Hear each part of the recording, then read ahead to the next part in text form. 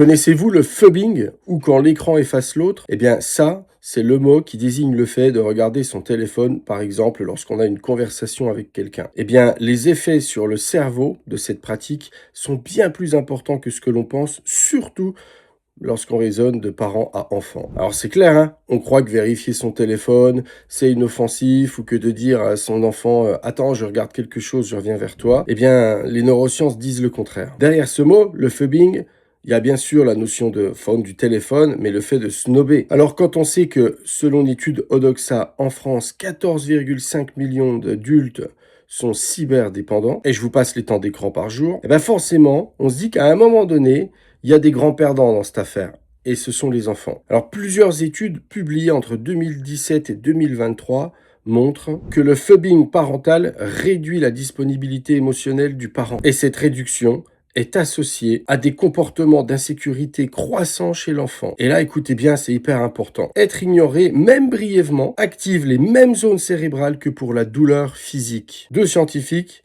Eisenberger et Lieberman, ont notamment travaillé tout cela avec des études réalisées sous IRM. Et ils ont montré que le cortex singulaire antérieur, une des zones du cerveau qui est impliquée pour la douleur physique, s'active de la même façon lors d'une exclusion sociale que lors d'une douleur physique. En bref, lorsqu'un parent regarde son portable pendant qu'un enfant lui parle, eh bien, sans s'en rendre compte, il lui envoie un signal très fort. Et ça, l'enfant, il peut l'interpréter lui aussi à sa façon. Eh bien, il y a quelque chose qui compte plus que moi. Vous multipliez ça sur toute une période de développement pendant laquelle l'aspect psycho-affectif est fondamental chez l'enfant, et je vous laisse imaginer les dégâts. Alors, je ne ferai la morale à personne, mais faisons attention, apprenons à poser nos téléphones, on est tous concernés, et moi le premier, et ça pour rééquilibrer nos rapports sociaux, y compris à l'intérieur de nos familles. Ensemble, on garde le contrôle, partagez cette vidéo, mettez des commentaires si ça vous parle, et puis abonnez-vous.